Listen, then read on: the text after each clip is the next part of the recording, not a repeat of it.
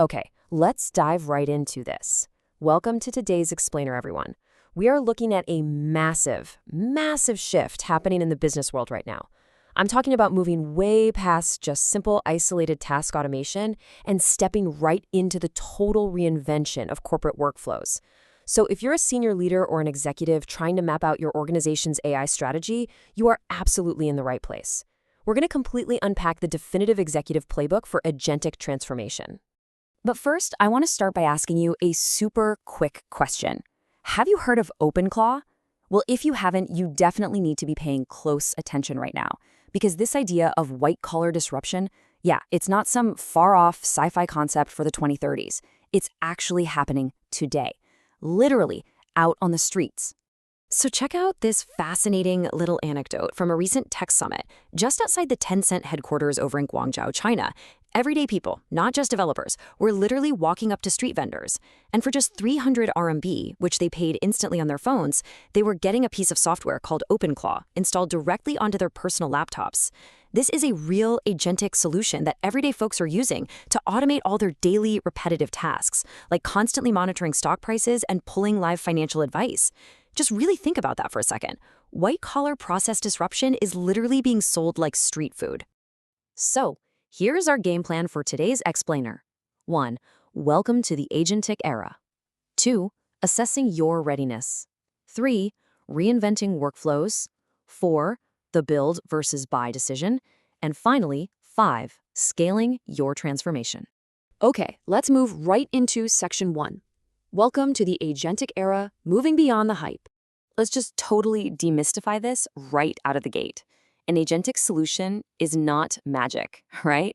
At the end of the day, it's just a piece of software.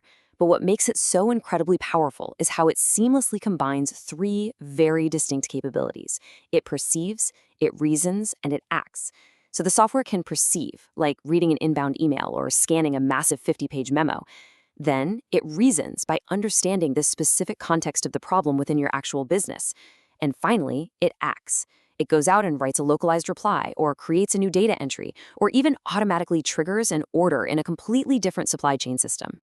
To really wrap your head around the magnitude of the shift, we kind of have to contrast it with traditional AI. So traditional AI, the predictive models we've been hearing about for the last decade, it needs absolute oceans of historical data. It looks back at the last 2, maybe 5 years of info just to classify things and predict what might happen next. Agentic AI, fundamentally different. It doesn't need a mountain of past data to figure out a pattern, but what it absolutely requires instead is perfect semantic data. It strictly relies on standard languages and definitions to successfully navigate your system so it can take highly efficient, precise actions in real time. And this brilliantly illustrates a crucial point from Edouard de Mézerac, the group CEO of Artifact. He said, "I've never seen a company transform just doing AI use cases." As leaders, we've got to abandon this old mindset of just dropping isolated AI tools into existing clunky processes. Doing that is really just painting what he calls little dots of color onto how people already work. True agentic transformation, it demands sweeping horizontal energy that completely reimagines the workflow from end to end. You have to fundamentally rethink the process itself, instead of just adding a shiny new tool to a broken system. Which brings us nicely to section 2. Assessing your system readiness, a leader's checklist. If you're a senior leader sketching out your AI strategy, you need a baseline, right? So here is your 5-step reality check. You need data readiness, semantic readiness, process readiness, application readiness, and transformation readiness. Honestly, drastically underestimating these foundation blocks is a critical mistake.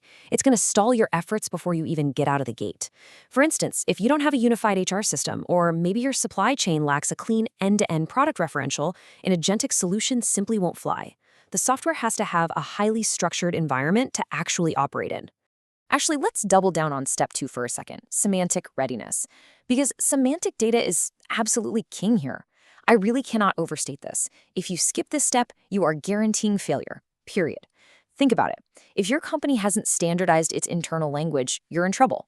If the word employee means a full-time worker in your French office, but suddenly includes contractors in your UK office, or if you haven't strictly defined what a new product launch actually is in your system, an agent cannot navigate your databases. It'll freeze up, or worse, it'll make really costly mistakes. Management has to step up and standardize this language first. Moving on to section 3, reinventing end-to-end workflows, erasing the vertical silos. Now, obviously, you can't transform every single department all at once, so you're going to need some high-value pilots. What makes a good candidate for your first agent? Well, you're looking for processes that span across multiple systems, involve a bunch of team handoffs, and require heavy, repetitive, connective work. A perfect example is the promotional catalog review process in retail. Right now, companies are wasting brilliant human brain power, having employees sit there manually cross-checking spreadsheets for simple pricing errors across different departments. It's exactly the kind of work that machines are natively built to handle flawlessly. A well-built agent can do that cross-checking instantly, which frees your team up to focus on actual retail strategy. And the results of picking the right pilot, they are absolutely staggering. Take a look at this case study from Carrefour. They targeted their market study team. This was a dedicated group of 20 people tasked with evaluating 400 new store locations a year, just constantly turning out these massive 30-page PDF reports. So, by building an agent for this specific workflow, they hit a 50 to 70% full-time equivalent savings. Really think about the sheer scale of that. A process that used to take a month or two to get through was suddenly spitting out comprehensive studies in literally 2 minutes, no joke. So the crucial point is, the real breakthrough wasn't just making the team type faster. They moved the agent up the funnel. They put the agent directly into the hands of the development team who was briefing the project in the first place. The agent immediately filtered out 200 of those 400 poorly qualified opportunities before a human analyst ever even laid eyes on them. The takeaway here is super clear. Do not just automate the middle of a bad workflow. You have to use zero-based process reinvention to solve the problem at its actual root. Okay, Section 4, the build versus buy decision, mapping the technical route. Now, what's really interesting when mapping this out is how clearly you can delineate the path forward. When should you build a custom solution, make it yourself, and when should you just buy off-the-shelf software? Well, if the process is company-wide, highly cross-functional, utilizes multi-domain data, and acts as a core strategic asset, like, say, dynamic pricing or massive assortment management, you absolutely must make it. You need a custom build to protect your competitive edge. But on the flip side, if it's an employee-level, single-function task like routine finance accounting or just an everyday low-code task, you can totally comfortably buy existing software. Just integrate it into your workflow and don't waste your expensive engineering resources.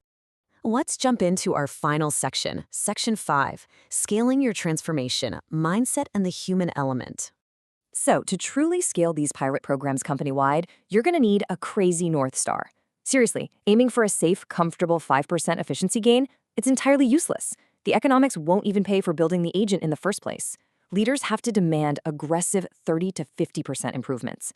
You have to actively smash those vertical silos by enforcing horizontal workflows. And what do you do with all those thousands of saved hours? The vision is incredibly clear. Relocate that human brain power away from administrative, repetitive tasks and put them straight back into client-facing roles. Get your manpower back out onto the sales floor, actually engaging with customers and driving real revenue. If there is one reality I want you to remember from this whole explainer, it's the blunt truth of this zero magic transformation. The technology itself is actually the smallest piece of the puzzle here. It's just 20% of the overall effort. 30% of the work goes directly into human change management, making sure your teams actually adopt these new systems. And a massive 50% is dedicated entirely to fundamental process reinvention. Technology is really just the catalyst here. Redefining the work itself is the actual job of an executive. Which brings us to our final thought. I want you to look at your organization today. Is your leadership actually ready to imagine your core functions completely reinvented? Honestly ask yourself, do your department heads possess the kind of transformation mindset required to finally let go of those comfortable legacy processes? Or are they kind of just waiting for retirement? The agentic era is here, right now, and it is highly efficient. The only real question left is whether your mindset is ready to scale it. Thanks so much for joining me on this explainer, and I will catch you on the next one.